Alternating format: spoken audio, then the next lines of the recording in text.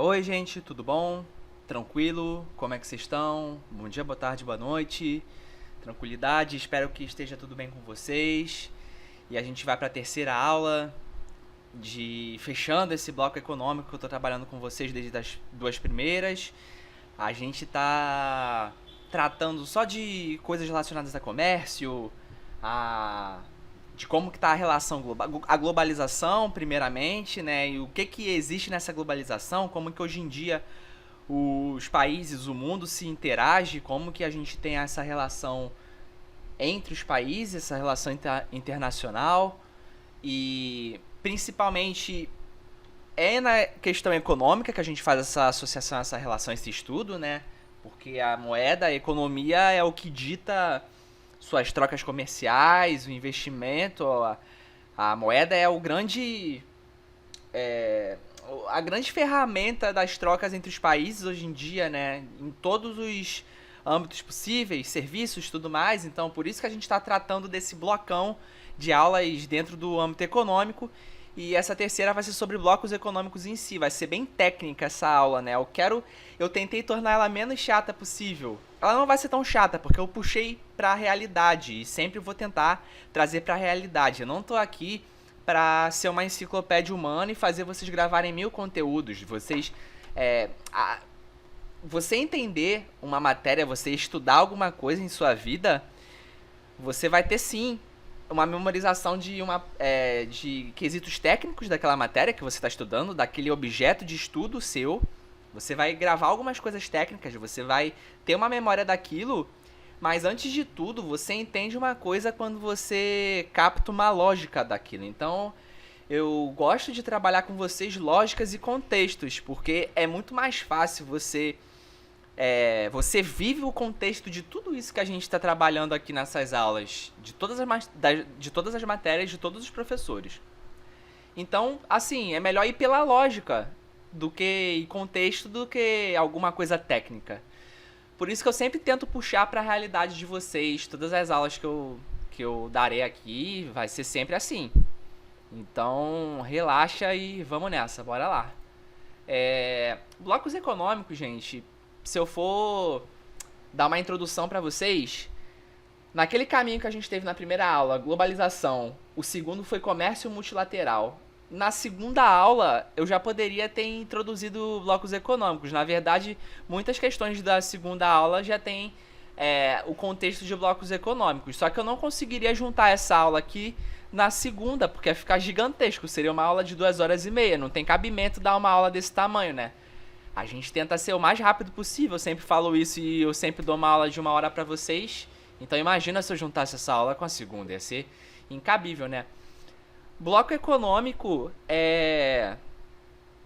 essa matéria a gente está no contexto da globalização, onde pela questão da economia e da competição entre os países, acaba que a situação mais natural possível e a mais comum que vai acontecer são os países se reunirem em blocos regionais, certo? De forma que eles tenham maior competitividade, tanto interna quanto externa, né? Que favoreça economicamente esses países ali na situação numa região mais interna deles, por exemplo, sei lá, vamos supor o NAFTA, né, que pega o Canadá, Estados Unidos e México aqui. O NAFTA é um bloco econômico, né, uma zona de livre comércio. Esses 3 países aqui, eles viraram NAFTA, eles têm esse pacto para favorecer a economia entre eles e aumentar a competitividade deles entre o resto dos países e, consequentemente, entre outros blocos, principalmente União Europeia, né, Mercosul e tudo mais. Eu vou dar para vocês, focar com vocês, principalmente em blocos econômicos NAFTA, Mercosul, Aliança do Pacífico, que não tá aqui, União Europeia. Vou falar da APEC com vocês também. Tigre Asiáticos vai ser falada em outra aula, mais de industrialização e tal. Não precisa ser falado de tigres asiáticos agora.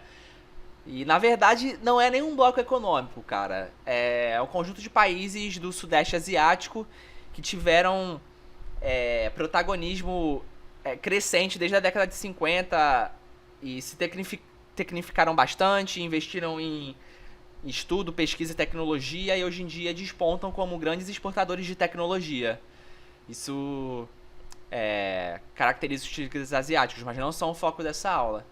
O foco dessa aula são alguns blocos que costumam cair nas questões e os vestibulares gostam. Não adianta a gente também querer cobrir tudo que é bloco econômico, se para isso você teria que ter uma aula aprofundada de 5 horas, sei lá, 24 horas de aula, um dia inteiro, e não ia ser cobrado de vocês no vestibular quase nem 80, 90% desse conhecimento que vocês acumularam. Então a gente se direciona pro que eles estão pedindo da gente como conteúdo do ensino médio, certo? Como conteúdo de vida, e a gente vai indo por aí. Um grande aliado de vocês é ler jornal. Geografia, pelo menos a parte humana, o melhor do mundo, cara, é vocês acompanharem jornal, porque ler jornal é uma aula diária de geografia humana. Vocês nem precisariam de mim aqui dando aula pra vocês. Mas algumas questões mais técnicas a gente até que dá um jeito de cobrir aqui. Bom, blocos econômicos eu botei aqui uma definição pra vocês. E é uma tendência de um mundo globalizado mesmo, todo mundo para ter maior competitividade, para não ser enfraquecido dentro de um cenário global econômico, acaba se unindo em blocos regionais para favorecer as suas taxas alfandegárias, as suas tarifas. Só que assim mesmo ainda continua desigual essa competição econômica mundial, mas a situação natural é a formação desses blocos, né? E tem passos. A parte mais técnica da aula de hoje vai ser estágios de integração de países que os levam a se tornar bloco econômico. Como é que... sei lá, bloco econômico, beleza. Mas o que vem a ser um bloco econômico? Como que se forma? Como que, sei lá, XYZ país se une e forma um bloco econômico? A gente dá uma olhada nesses passos agora aqui, né? O estágio mais fundamental de um bloco econômico, um bloco regional num cenário financeiro, num bloco econômico, é a zona de livre comércio, né? Ela, basicamente, você vai reduzir ao máximo que puder tarifas alfandegárias entre países. E, estatisticamente, são países vizinhos, de fronteira mesmo. É mais fácil os países que compartilham integridade regional, não são divididos por mar ou algum acidente geográfico natural grande, sabe? Quanto mais for a proximidade física de fronteira mesmo, de continente. Não é à toa que a maioria dos blocos econômicos são por continente, certo? E justamente nessa busca, nesse objetivo central de eliminar tarifa, imposto de importação entre eles, facilitar a troca de produtos mesmo, bem básico, bem bruto, isso caracteriza a zona de livre comércio. E o positivo disso é você ter maiores exportações, tarifas melhores de exportação e importação. Você consegue fazer tratos econômicos com seu vizinho. Digamos que chega uma crise global e você tem muitos parceiros econômicos em outros continentes. Essa crise econômica pode prejudicar a sua troca comercial com esses companheiros econômicos distantes, mas o seu vizinho vai ser beneficiado. Você vai ter uma logística facilitada de venda, de troca, de importação, de exportação, certo? Então isso é maravilhoso. Atentar com vocês que a zona de livre comércio é o estágio mais fundamental, né? Esses estágios aqui de integração, eles têm um processo gradual. Então, vai tendo... E um processo vai englobando o outro, ó.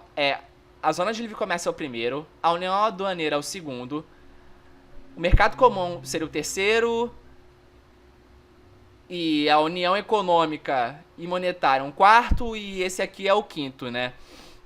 Só que é o seguinte, eles vão englobando os outros. Você não consegue ter, digamos, que o estágio máximo de integração de um bloco econômico seria unir a política e as instituições dos países membros, certo? O que Eu duvido acontecer nos próximos 3 séculos de iluminação humana. É difícil o ser humano chegar numa união tão forte dessa. Isso implica em fins de fronteiras, né, gente? Eu acho que o ser humano não evolui ainda para acabar com fronteiras físicas. Então, todos esses estágios, um vai englobando o outro, certo?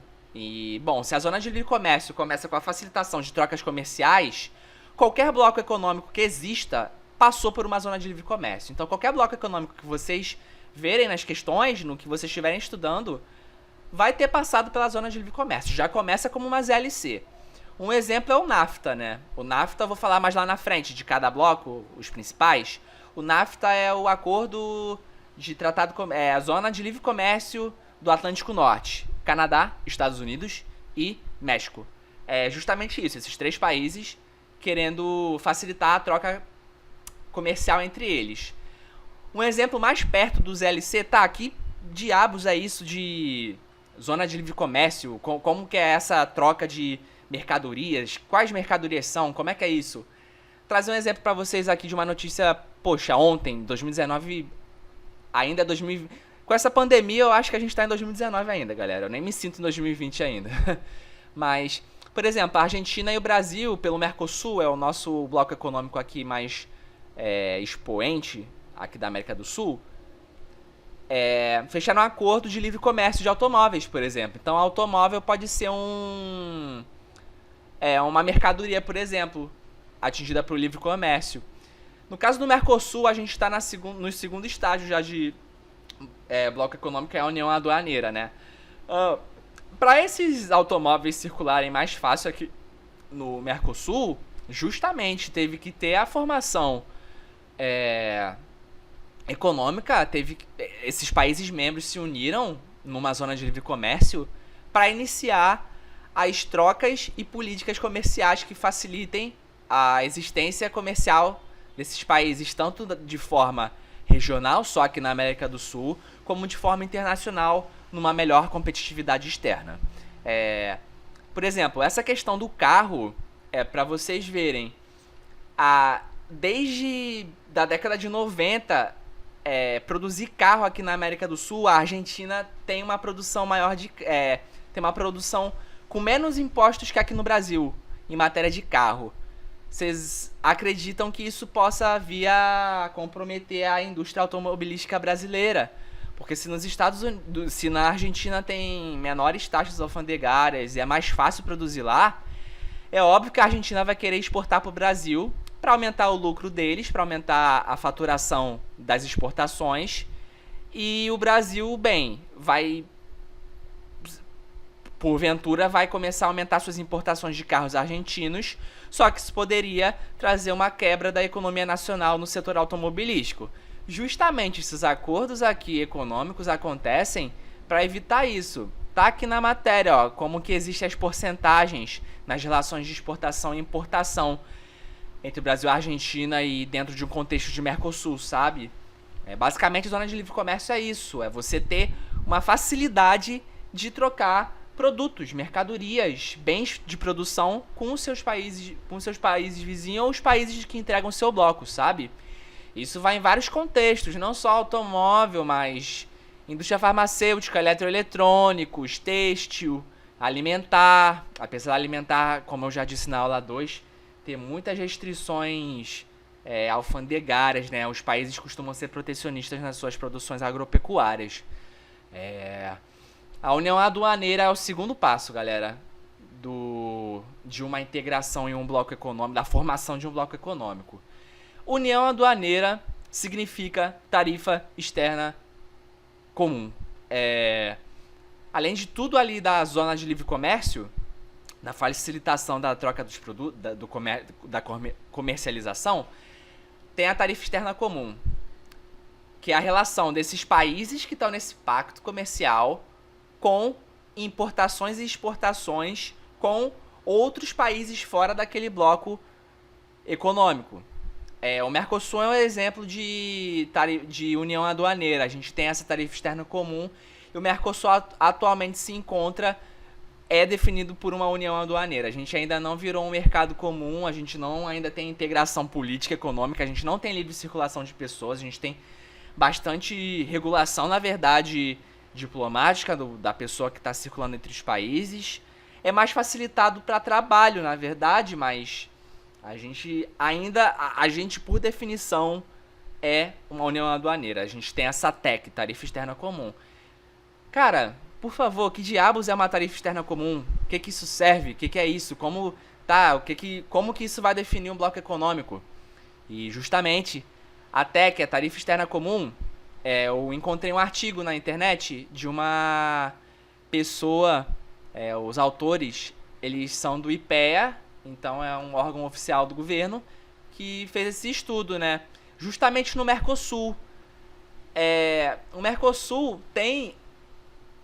Eu vou explicar melhor quando eu chegar ali em Mercosul. A gente tem essa questão que é um bloco econômico com os seus devidos problemas. A gente, de certa forma, nosso bloco econômico não é quase um bloco econômico. São um acordo ou outro ali que fez a gente se juntar.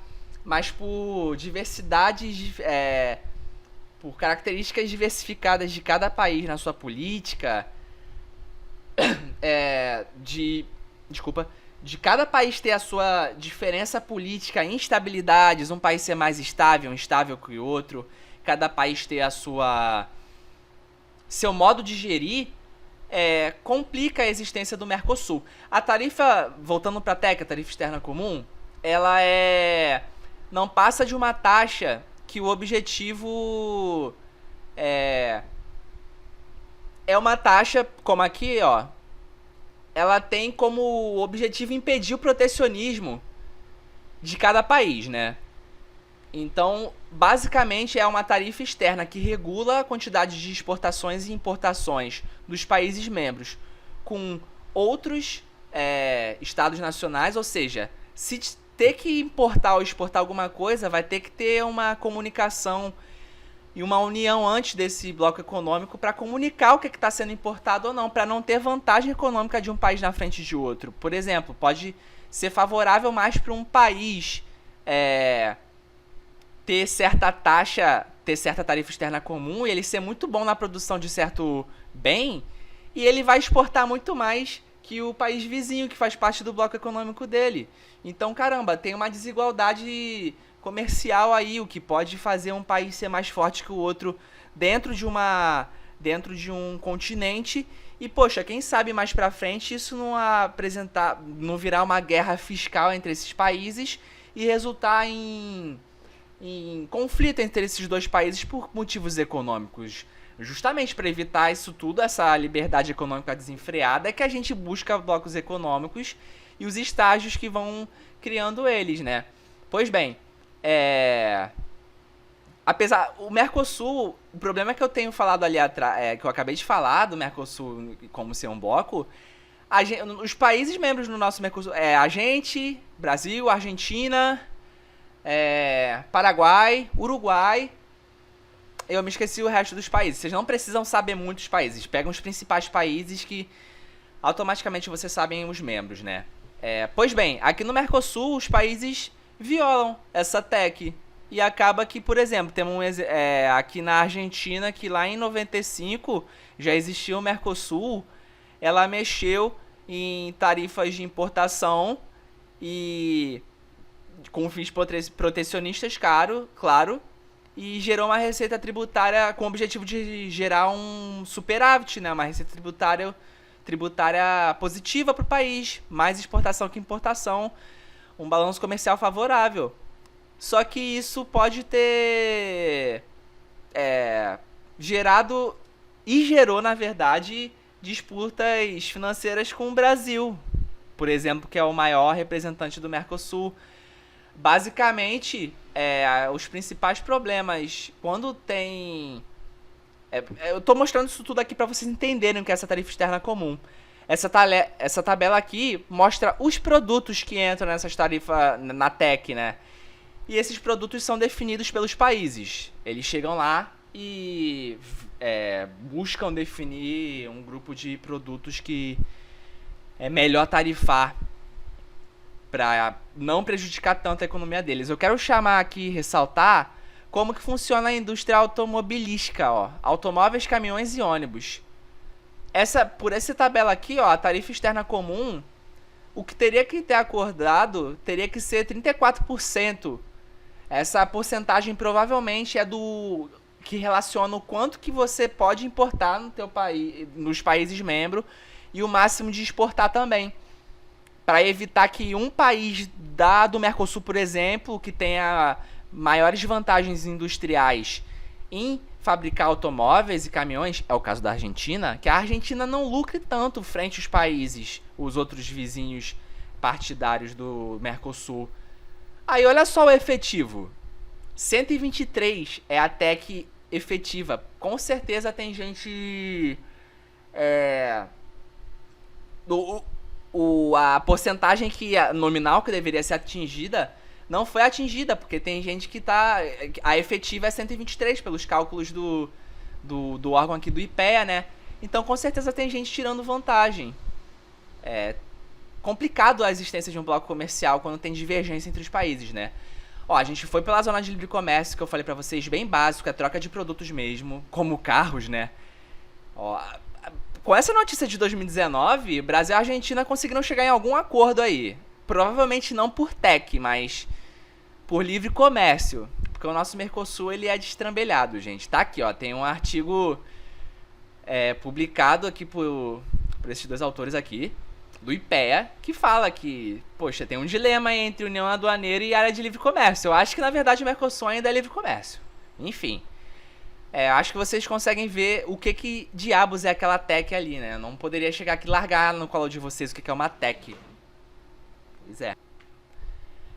E o mercado comum, além de ser aduaneiro, de ter uma união aduaneira, ela tem maior liberdade no trânsito de capital, serviços e mão de obra, né? Entre os países membros. Atenção que não é livre circulação de pessoas, gente. Mão de obra é visto diplomático para trabalhar. Mas não significa que as pessoas estão circulando livremente, não. Tu decide, pô, vou dar um pulo aqui, a União Europeia, né? A União Europeia, na verdade, é o próximo estágio, mas como ela é o próximo estágio, ela já é um mercado comum. Alguns países da União Europeia, na verdade, né? Não é porque você é dinamarquês que tu vai dar um pulo na Inglaterra, você vai livre. Você vai ter que apresentar os seus documentos e tudo certinho, porque essa livre circulação de pessoas significaria problemas, como, poxa, ia facilitar o tráfico de armas, drogas, de pessoas. Então ainda não tem circulação livre de pessoas, mas a União Europeia está chegando bastante perto. O mercado comum, ele tem essas características aqui, mas não existe moeda única. Não existe moeda única. O foco do mercado comum é o livre trânsito de produtos, né? Mas com foco em capital, serviços e mão de obra. E tem algumas legislações mais fortes e profundas em questões fiscais, monetárias, ambientais. Os países se unificam mais nesses setores aqui. E o próximo estágio seria a União Econômica e Monetária, né? Esse aqui é a União Europeia atualmente. Alguns países da União Europeia, tá, gente? O que define isso aqui é a mesma moeda. É o principal. E um banco central e a existência, a formação de instituições que lidem com a política monetária, né? Única para esses países. Da União Europeia, nem todo mundo faz parte da... nem todo mundo adotou o euro. Inglaterra não adotou o euro, galera. Inglaterra não tem euro. Assim como Dinamarca e outros países. Em União Europeia eu explico porque alguns países não adotaram. Com certeza vai ter vantagem não adotar o euro, né? Mesmo assim, o euro é muito forte. É uma moeda muito forte. E a União Econômica e Monetária é autoexplicativo, né? Tem a existência de uma moeda comum, foi institucionalizada uma política monetária, bem regulado.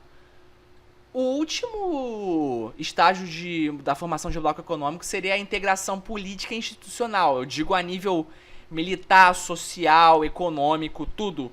É como se o Mercosul, Brasil, Argentina, Uruguai e Paraguai, por exemplo, chegassem num estágio de união econômica aos seguintes modos. Gente, vamos acabar com as nossas fronteiras, livre circulação de pessoa total.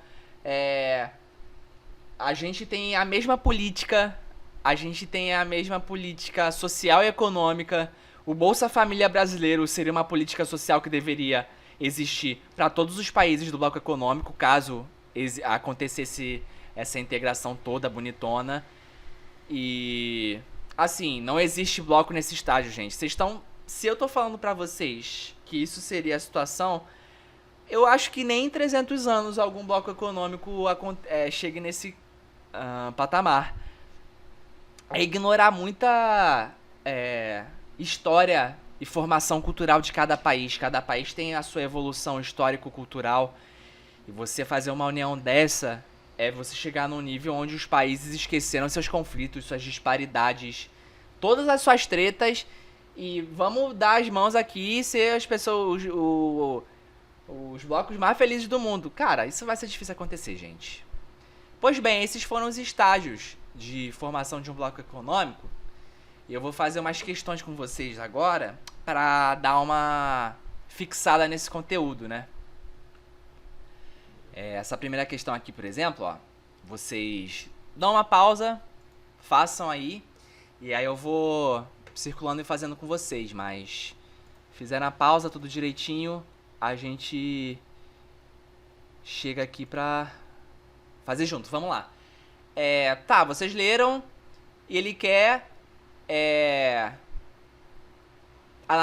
as afirmativas corretas sobre a integração, os estágios de blocos econômicos e tudo mais, né? Pois bem, ó, zona de livre comércio corresponde à fase tarifa alfandegária reduzida ou mesmo eliminada, legal, verdade, corretíssimo até aqui.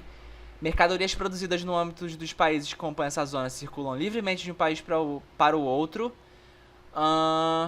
E para o exterior, não. Aqui tá errado, galera. Isso aqui, a zona de livre comércio não é isso. A zona de livre comércio, ela é voltada para aquele bloco econômico, sabe? É o estágio inicial de um bloco econômico. Então, até aqui tava certo. Tarifas alfandegárias reduzidas ou eliminadas das mercadorias no âmbito dos países que compõem essa zona econômica, esse bloco. Beleza, aí circula livremente, tranquilão. Até aqui de boa.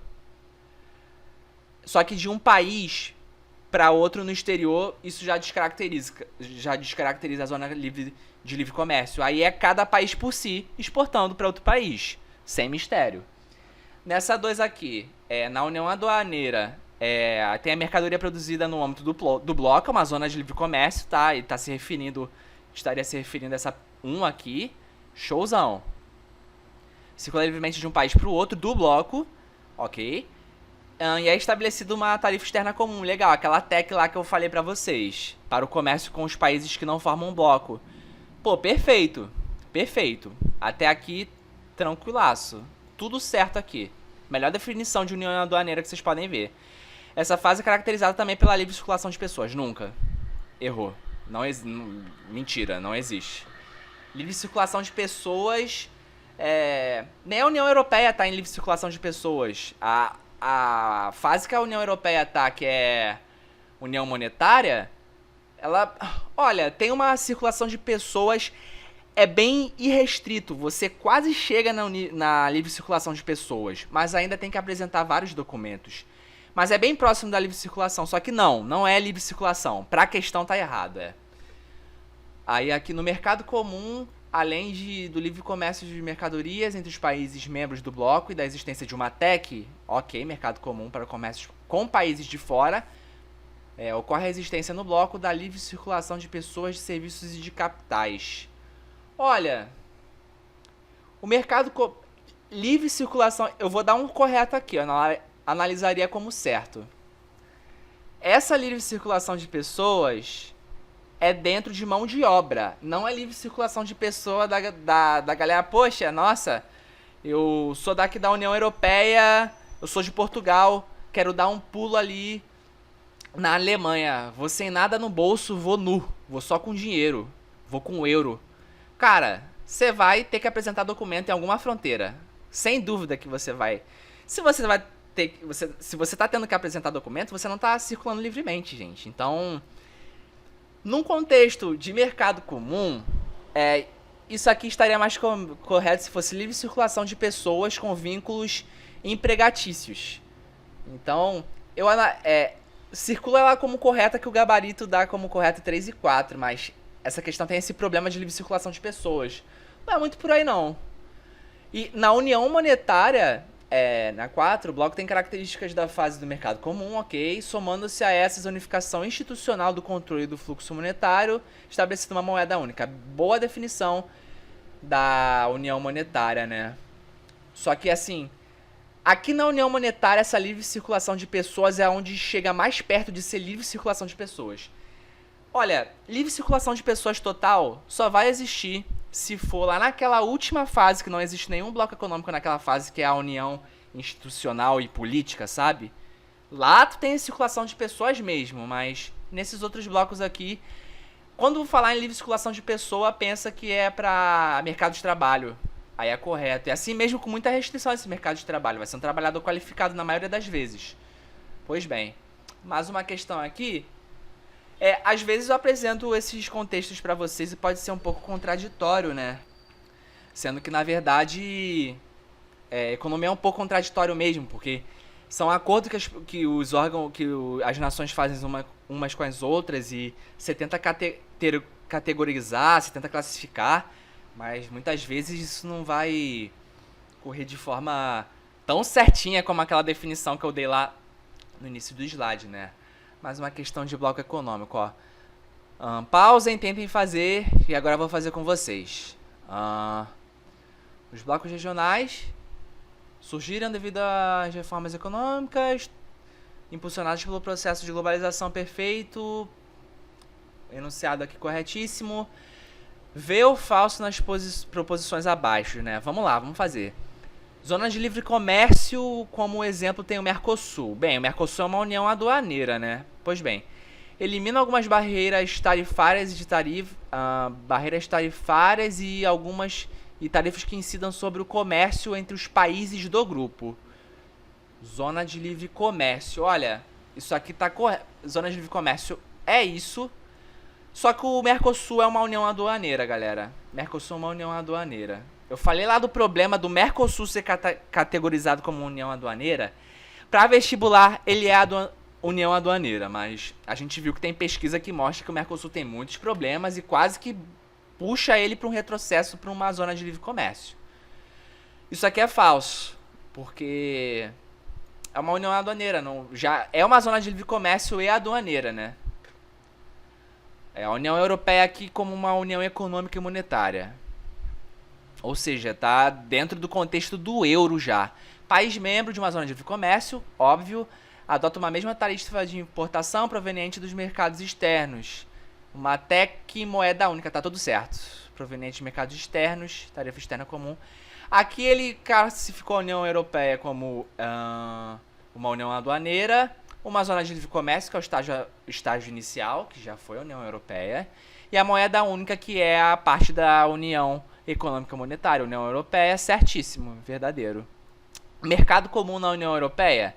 Adoção de nível tarifário preferencial. Tarifas comerciais entre os países membros do grupo são inferiores às tarifas cobradas de países não membros. É uma característica comum de mercado comum para favorecer a troca comercial intrabloco, né?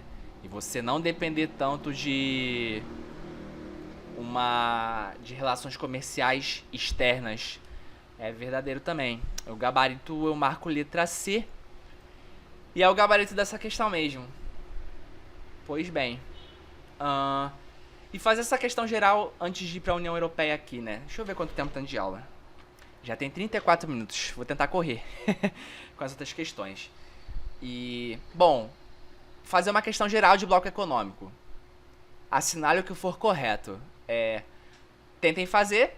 Dá uma pausa aí. Pausou, fez. Agora eu faço também, corrijo. O Tratado do Norte-Americano de Livre Comércio é um bloco econômico, galera. É um NAFTA. Tratado Norte-Americano de Livre Comércio. Realmente uma ZLC. É uma zona de livre comércio.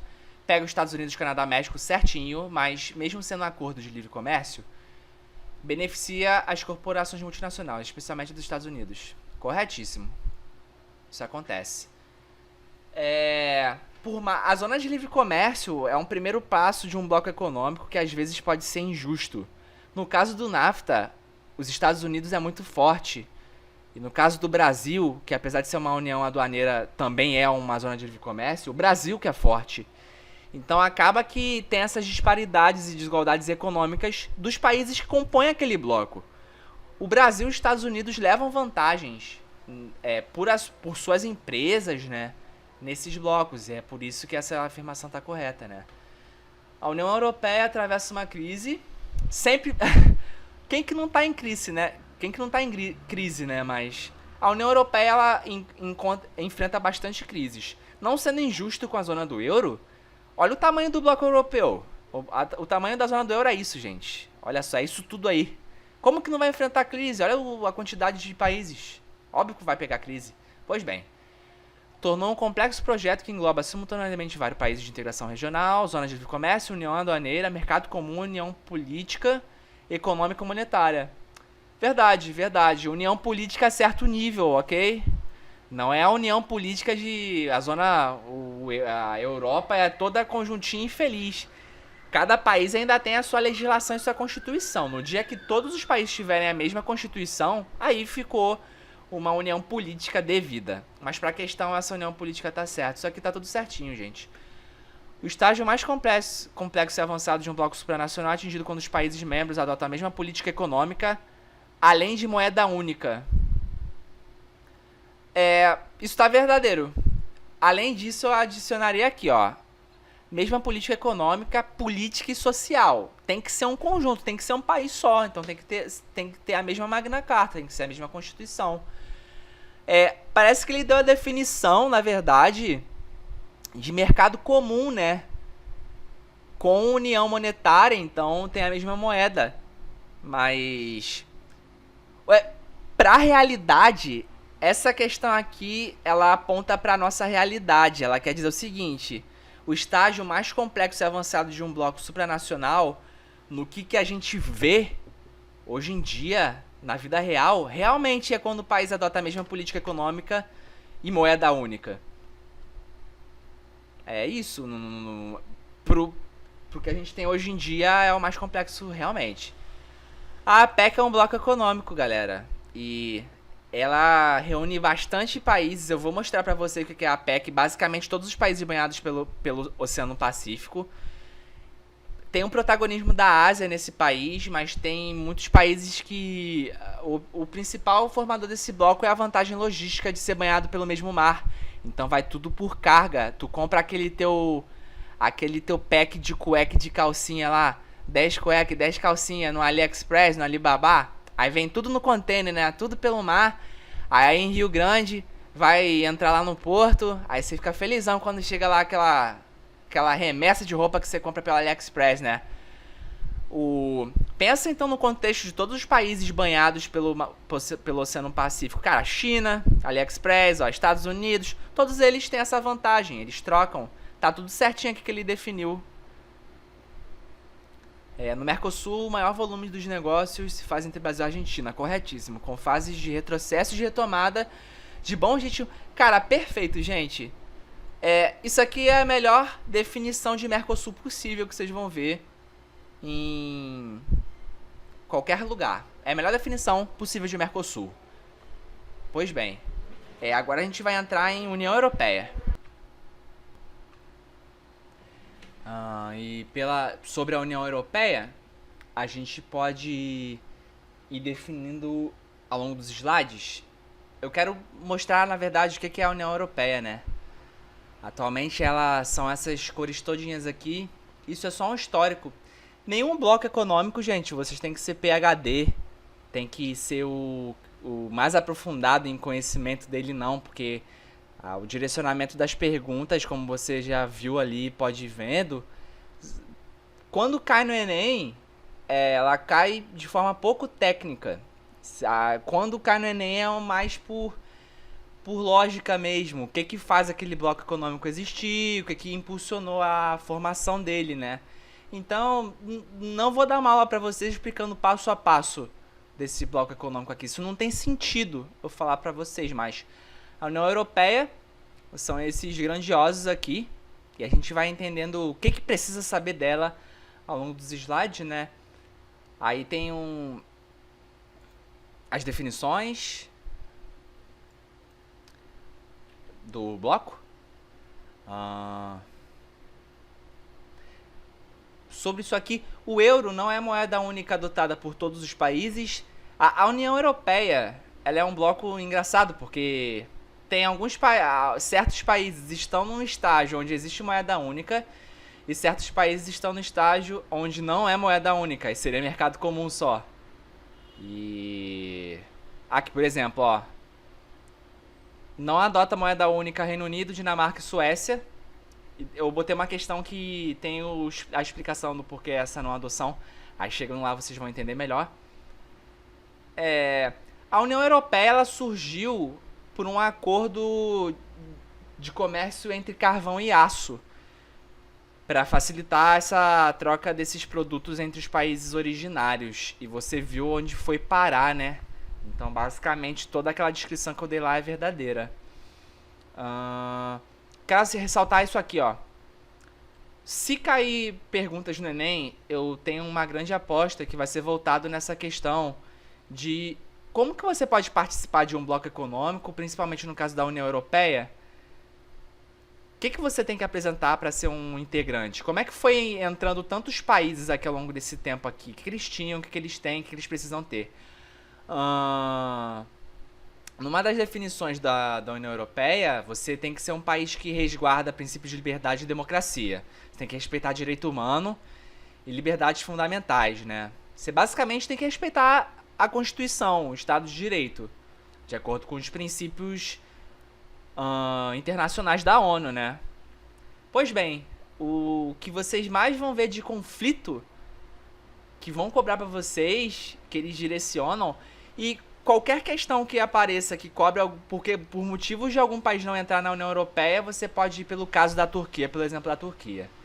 A Turquia, olha, já posso ressaltar pra vocês, dos motivos da Turquia não conseguir entrar na União Europeia.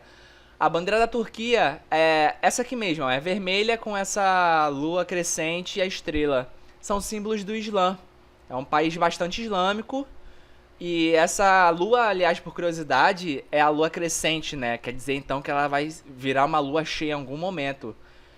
É a expansão do Islã. É a representação de que o Islã é uma religião em crescimento, que em algum momento ela vai atingir o seu expoente máximo de lua cheia.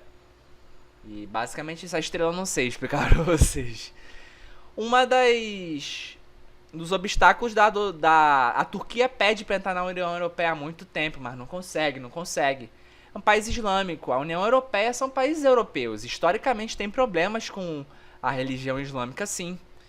E é complicado, né? Porque, bom, por mais que seja contraditório deles quererem países do direito humano e tal, os próprios países da União Europeia não aceitam, tem ainda rechaço à população em si, por causa da história de criação de cada país aqui. Tem esses problemas de fundo religioso, né? Simplesmente ódio mesmo religioso, galera. É a história que mostra cada país. Um dos outros principais fatores da Turquia não conseguir entrar aqui, ela violou o direito humano de forma bizarra no genocídio armênio. Não só com os armênios, mas com populações de várias etnias, mas curdos, né? O genocídio armênio foi na época da Primeira Guerra Mundial, que a Turquia era Império Otomano ainda, na verdade, né? E aí, eles começaram a matar sumariamente muitos grupos étnicos, armênios, curdos, gregos, judeus, e qualquer um que não fosse dos preceitos do Império Otomano, basicamente que não fossem islâmicos e outras características, outro perfil que a Turquia considerava turco, né? Então, cara, eles mataram bastante gente, foi um genocídio, por volta de 500 mil, perto de 1 milhão de pessoas. Isso é genocídio, gente. É gente demais. Existe o reconhecimento ou não desse genocídio. Olha só os países que reconhecem o genocídio armênio e consideram a Turquia um país genocida. Olha, Brasil considera, tá? Tem todos os países aqui. Eu queria ressaltar, será que aqui, ó, os Estados Unidos. Os Estados Unidos é recente. E isso levou a um problema com a Turquia. Se isso levou a um problema com a Turquia, imagina com a União Europeia. Nunca que eles vão entrar na União Europeia, gente. É difícil a Turquia entrar. A Turquia, é melhor ela aceitar logo que fez isso, que ainda tem mais chances de entrar. Olha só uma notícia de jornal aqui, ó. O reconhecimento, os Estados Unidos reconheceu o genocídio armênio, né? Foi uma promessa do Obama. E em retruco e efeito rebote, o Erdogan, que é o presidente da Turquia... Turquia é um país bem autoritário, cara. É bem autoritário. O Erdogan é muito autoritário. Ameaçou fechar as bases aéreas dos Estados Unidos. Cara, a União Europeia assistindo isso tudo, não vai, aí que não vai aceitar, né? Aí o governo da Turquia, ele admite que o Império Otomano cometeu os massacres, mas não classifica como genocídio. Então é mais fácil, aqui o Parlamento Europeu reconhece o genocídio armênio. Cara, é mais fácil a Turquia falar logo que é genocídio, que tornaria mais fácil deles entrar. A União Europeia, ela tem algumas questões, né? Vocês em algum momento vão se deparar com o contexto do PIGS, que é alguns países com características que dificultam o crescimento econômico do bloco, principalmente isso aqui, ó, que gera o acrônimo, Portugal, Itália, Irlanda, Grécia e Espanha, são países com déficits públicos, países com um orçamento difícil, cresceram pouco economicamente dentro desses anos, e isso é negativo para o bloco, né?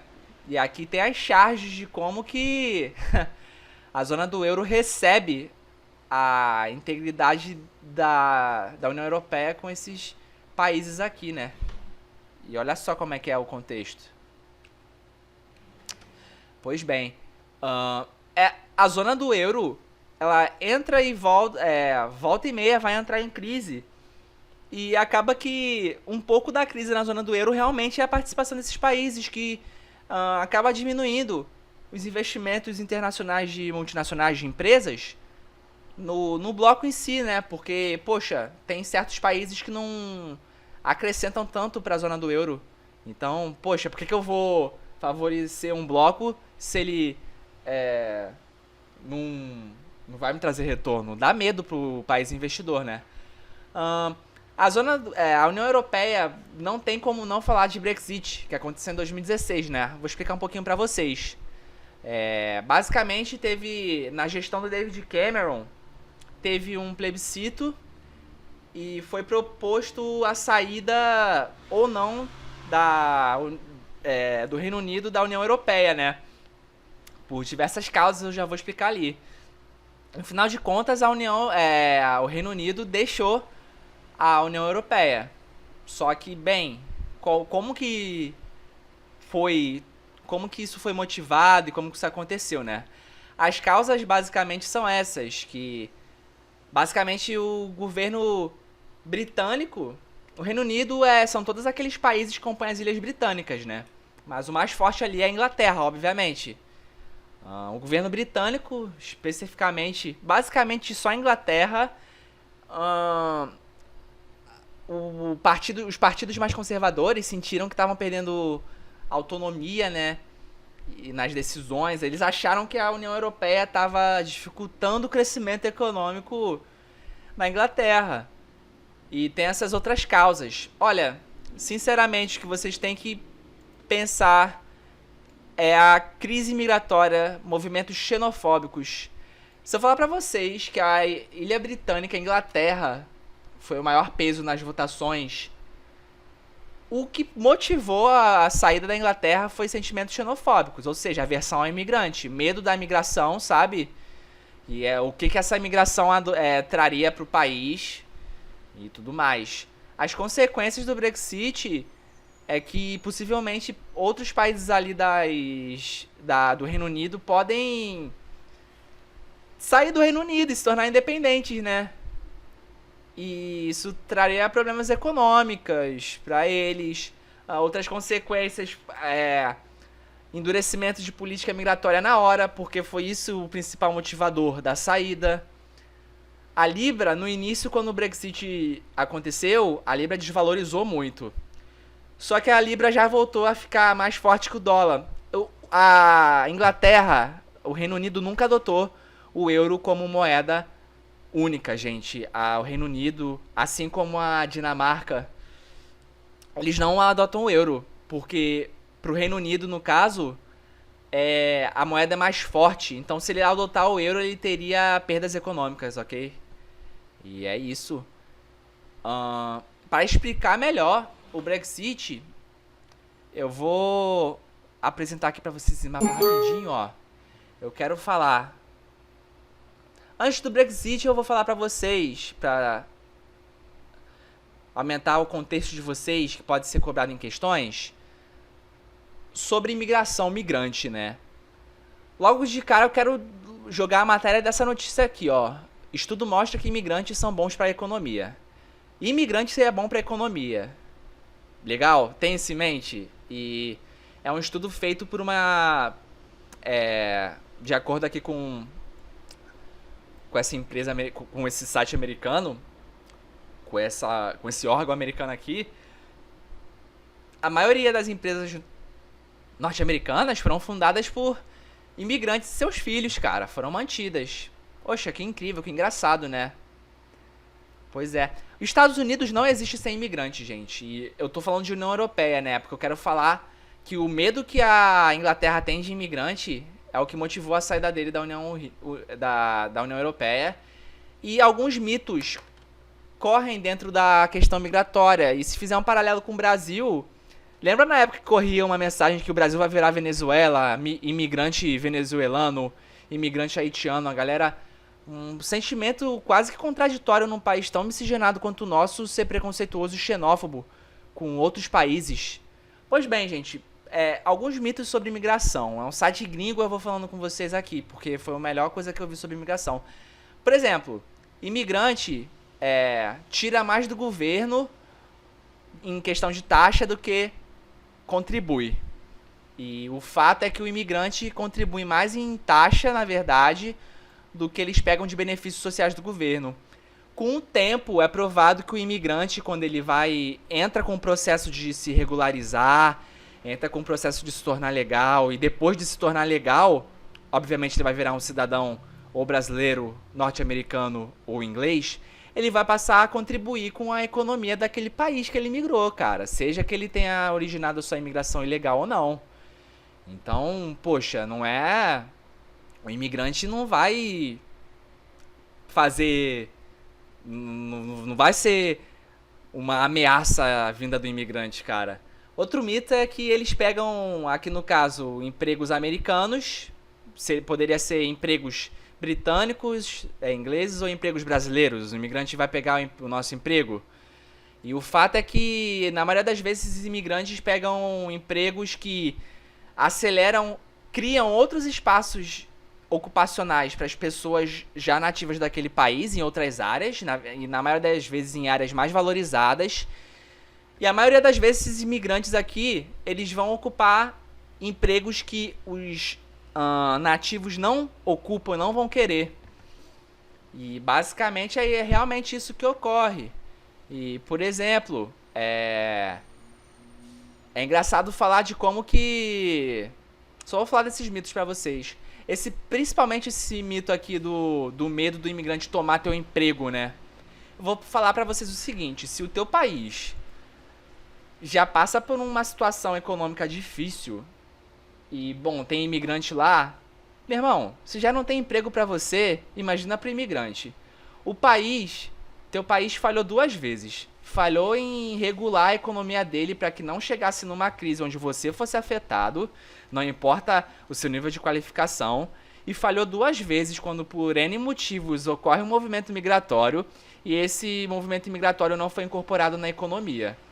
É mais. O que acontece, o triste, é que o cara que sente esse medo do imigrante é o cara menos qualificado no emprego vulnerável, achando que não vai ter mais vaga pra ele porque vai chegar um imigrante e vai ocupar o emprego dele.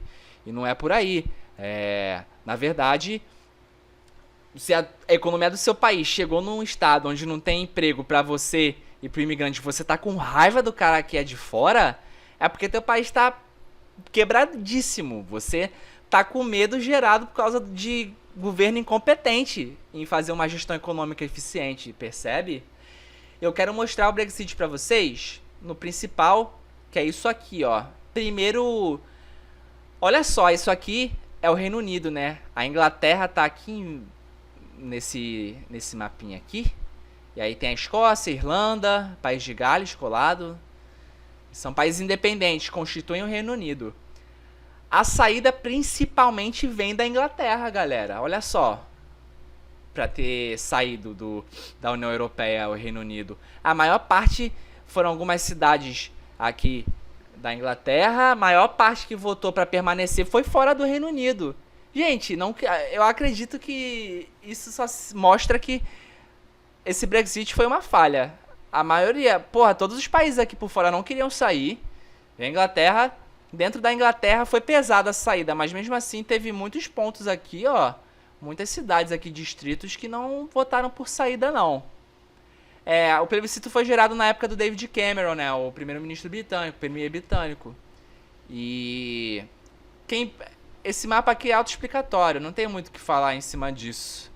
E esse movimento também foi muito fundado na xenofobia, foi um movimento da ascensão da direita no mundo, né, nos últimos 2 anos. E justamente são os partidos políticos dos mais conservadores que fomentaram essa saída e tudo mais. E outra análise aqui, esse aqui, se eu não me engano, aí ó, toda a ilha, o Reino Unido em si. Olha só o perfil de voto. Por faixa etária, os mais jovens votaram em permanecer, ganhou dos 18 a 49, mas quando você chega dos 50 e 65 para frente, ganhou para sair. Provavelmente é uma população mais velha, eles têm um sentimento nacionalista muito mais forte, uma versão imigrante muito mais forte, entende? Isso justifica o voto. Por escolaridade, até o ensino médio, você vê que quem votou para sair, ó, tá ganhando. E quem tem o ensino superior já votou por permanecer.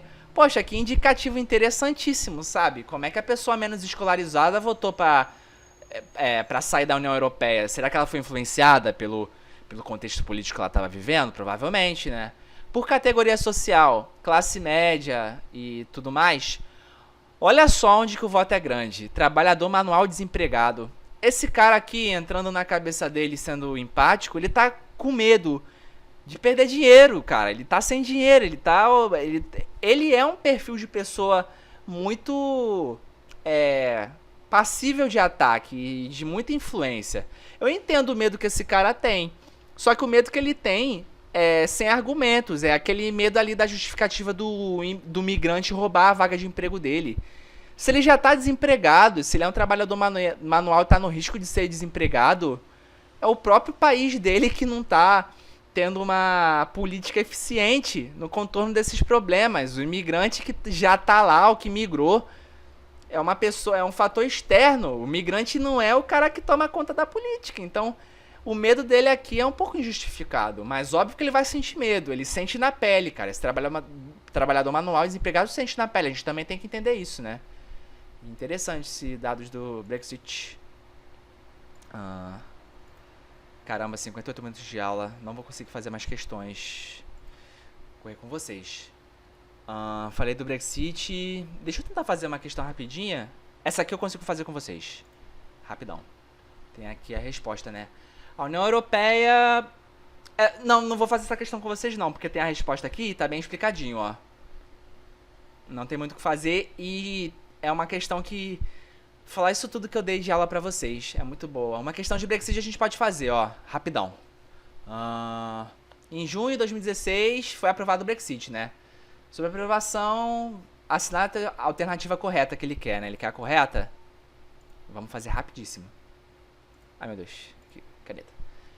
implicará a saída do Reino Unido da zona do euro, verdade, e a readoção da libra esterlina como moeda oficial. A libra esterlina sempre foi moeda oficial, errada. Decorrente dos sentimentos xenófobos aprofundados pelo desmonte do estado de bem-estar social, correto. Desmonte de bem-estar social é você ter uma crise das políticas que abraçam o civil, né, a sociedade, política que investe na saúde pública boa, em projetos sociais bons, bolsas boas, auxílios bons. Esse desmonte do bem-estar social vem por uma crise, na verdade, econômica mundial. Então, respingou no desmonte de bem-estar social, que vai respingar naquele trabalhador manual, que vai crescer nele um sentimento de xenofobia. Incrível, né? E foi motivada por aspirações nacionalistas e separatistas de segmentos conservadores londrinos. Isso aqui é verdade, mas por si só não é suficiente para fazer a saída de um bloco econômico. O que fez a saída do Reino Unido da União Europeia é o sentimento xenófobo, galera. A aspiração nacionalista, os nacionalistas estão lá, mas eles não vão ter força para fazer teu país sair, né? O Brexit se estabelecerá como uma união aduaneira e estreitando relações comerciais com a China? Cara, nunca. Que Inglaterra? A Inglaterra troca com a China, mas ela não vai se aproximar tanto da China. E união aduaneira não. Eles continuariam como o mercado comum, né? O Brexit se estabelecerá como zona de livre comércio, estreitando relações comerciais com eu. Também não, são alternativas muito estranhas, sem lógica. E o gabarito realmente é AB. Não vou fazer mais de Brexit, senão eu não consigo dar o resto da aula com vocês.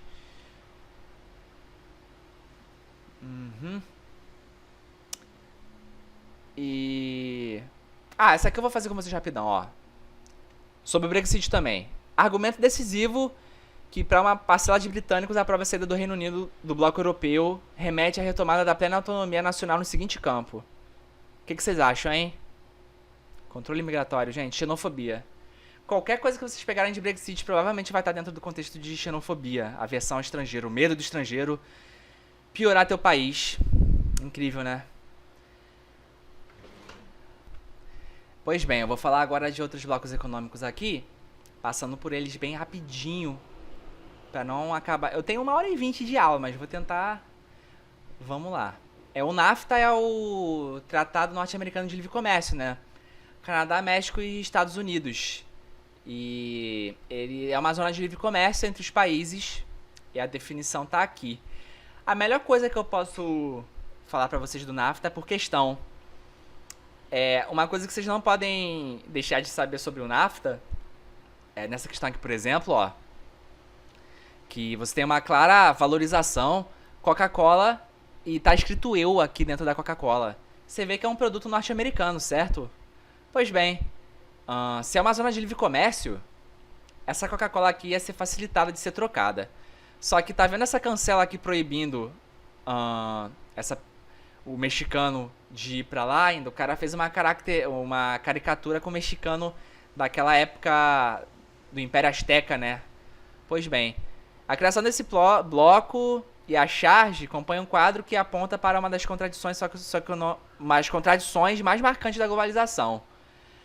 Que contradição é essa que o NAFTA está aprontando? Como que os Estados Unidos, Canadá e México. Estados Unidos é o cara mais forte desse bloco.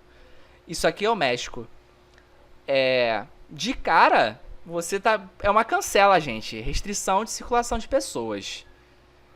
E o bloco facilita a circulação de riqueza, mas dificulta a circulação de pessoas. Esse é o gabarito. Todo o resto vai estar errado por falta de lógica nas alternativas, né? Mas isso que tu tem que sair do NAFTA.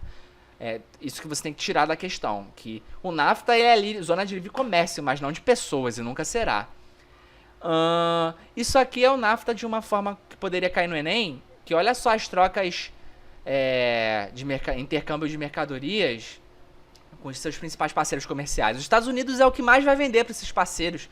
Estados Unidos não vai comprar muito deles dois, mas vai vender muito para eles. E tá, essa parada aqui existe porque existe o que previamente? Com certeza um acordo comercial, né? Unidade monetária, não é moeda única. Igualdade tributária, A zona de livre comércio não tem tarifa externa comum, que seria essa igualdade tributária aqui. A infraestrutura integrada, não, tem barreira de um canto pro outro, cara. É um acordo comercial, né, que é o NAFTA, uma zona de livre comércio, que facilita todas essas trocas. Tem mais questões. Vamos pro Mercosul, gente. O Mercosul é o principal bloco aqui da nossa América do Sul, né? Mas ele enfrenta bastante problemas. A Venezuela foi suspensa porque foi considerado a época do Hugo Chávez. E o Hugo Chávez implantou uma ditadura aqui, né? Então não teria cabimento você manter um país que é considerado uma ditadura. Eu já expliquei lá no início da aula que é uma união aduaneira só que capenga, porque uma hora ou outra um país viola os acordos e tudo mais, né? Aqui a gente tem umas definições do Mercosul e vocês leem.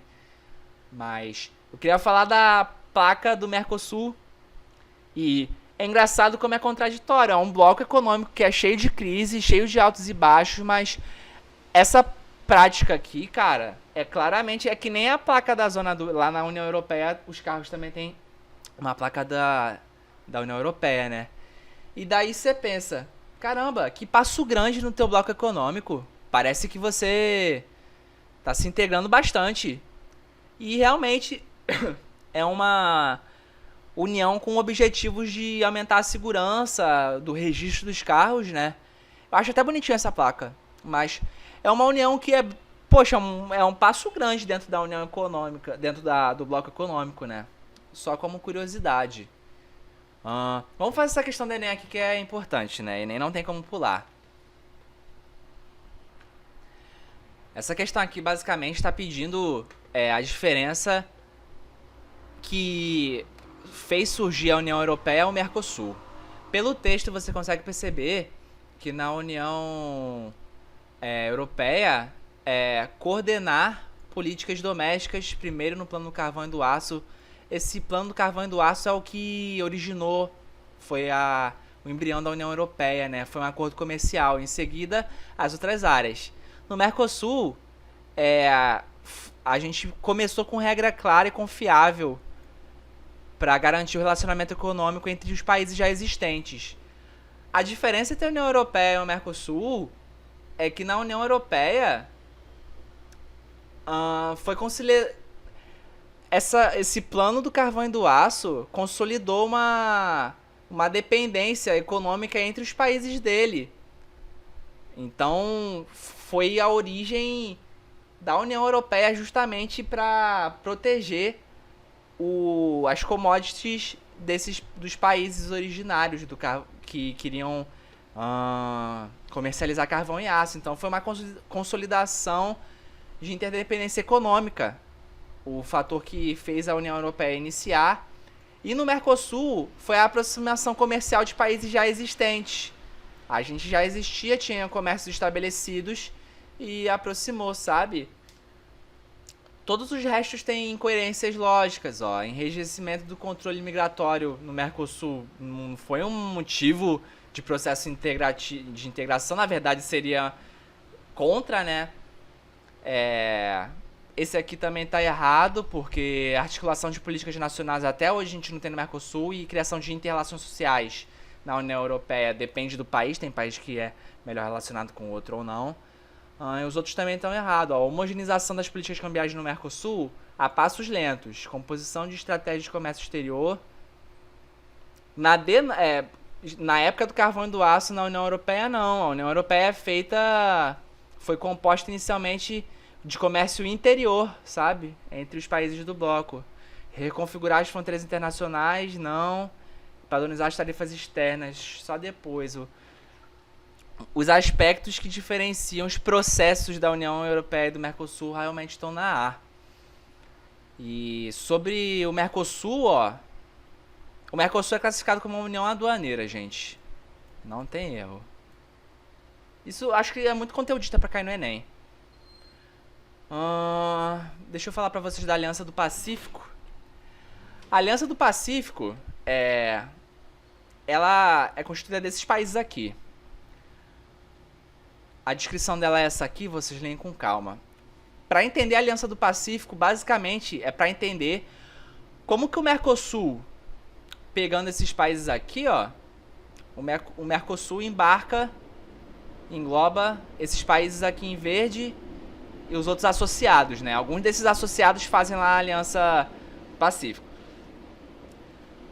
Essa Aliança do Pacífico, ela só ocorreu porque ficaram países de fora do Mercosul e eles queriam maior competitividade econômica. O que aconteceu? Eles se juntaram, né? México, Colômbia, Peru e o Chile fizeram, eu acho que é uma zona de livre comércio. Eles facilitaram as trocas econômicas entre eles e aumentaram os pactos econômicos externos com outros países. É uma coisa vantajosa. É bastante voltado para a América do Sul esse bloco econômico, justamente porque o Mercosul se fechou com alguns países e outros países ficaram de fora. Esses países que ficaram de fora se uniram numa tentativa de competição econômica melhor, né? E se vocês forem ver, tem mais vantagens que o Mercosul às vezes. Fazendo uma questão de Aliança do Pacífico para vocês que já caiu no Enem, ó, promover a livre circulação de trabalhadores, ainda não.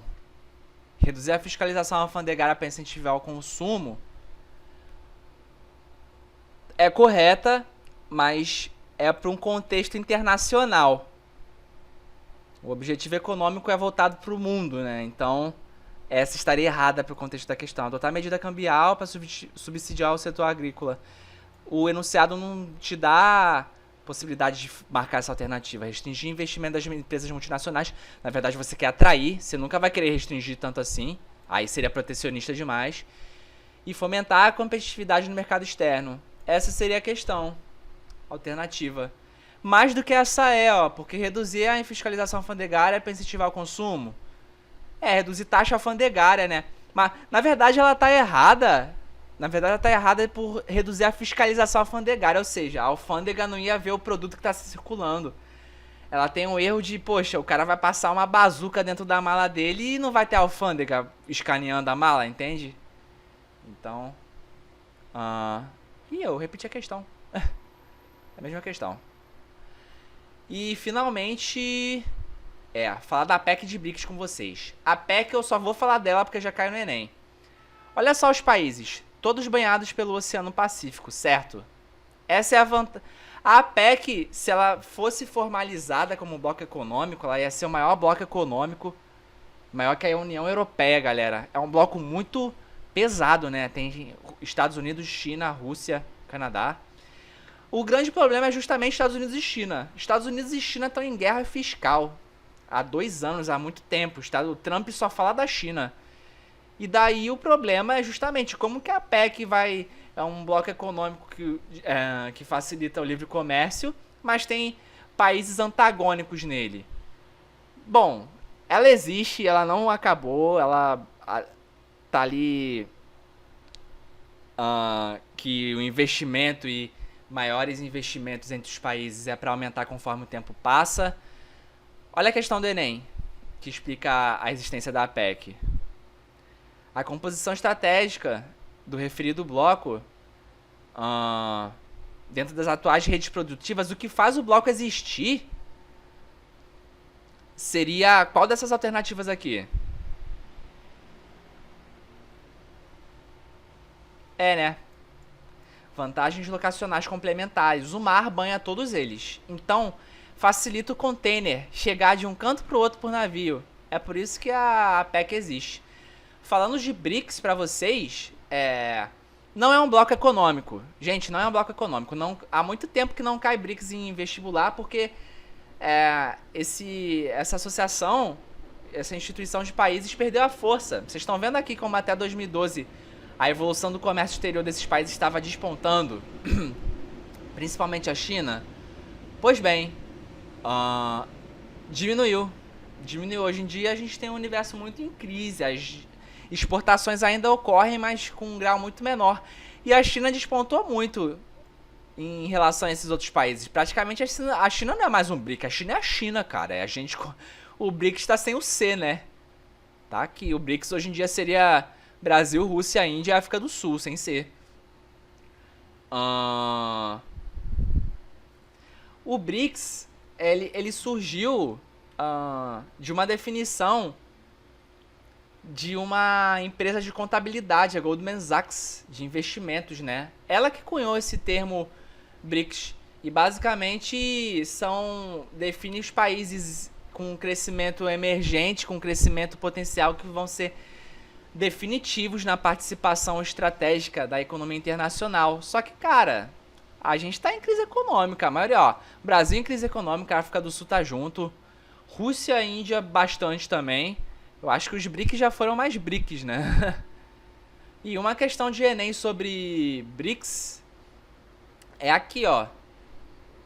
Aqui a imagem ressalta os países que possuem as características político-econômicas comuns. Os BRICS, sim, de certa forma possuem. Mas em qual sentido?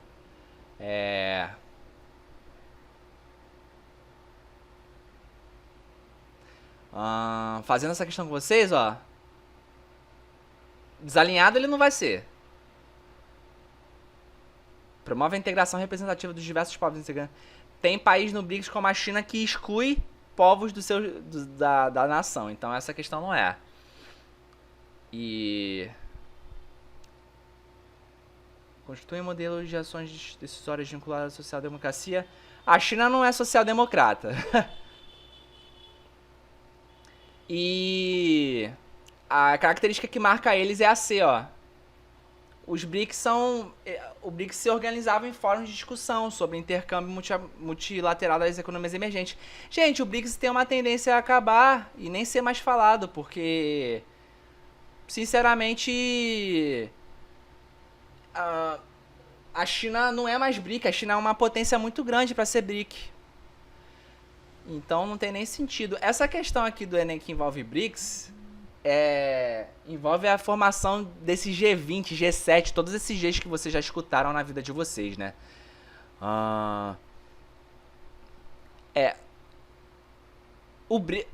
Esse aqui nem incluía a África do Sul na época, essa questão do Enem. A África do Sul virou BRICS depois.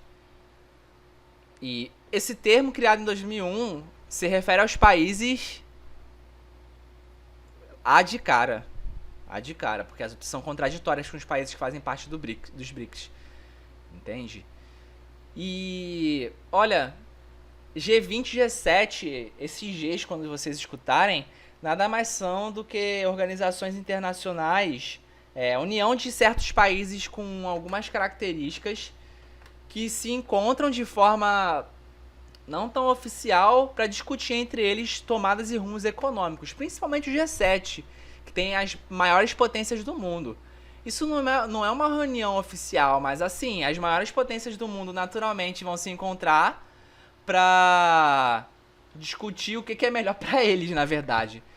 G7 e G20 vai ser a união de certos países que querem vantagens econômicas, cada um pro seu canto. E basicamente tomam as decisões e o rumo da economia mundial. Gente, essa aula de blocos econômicas termina aqui. Tchau pra vocês, boa aula.